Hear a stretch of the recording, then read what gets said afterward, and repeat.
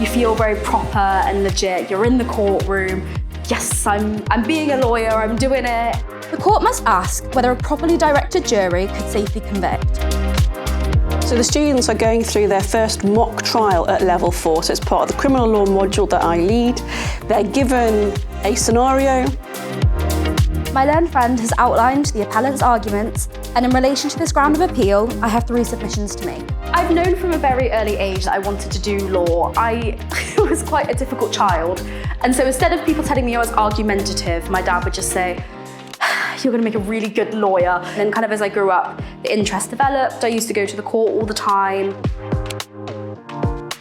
Students really enjoy this sort of applied activity, the real world activities that we do, and they get quite competitive and they want to know who would have won, who's doing the best. They compare notes. So they're trying to find the golden nugget of some piece of precedent that nobody has that's going to convince a judge that their version is correct. So they're very competitive.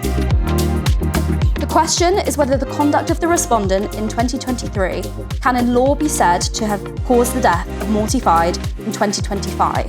This is not the case where the evidence is merely weak, it's a case where it is simply insufficient.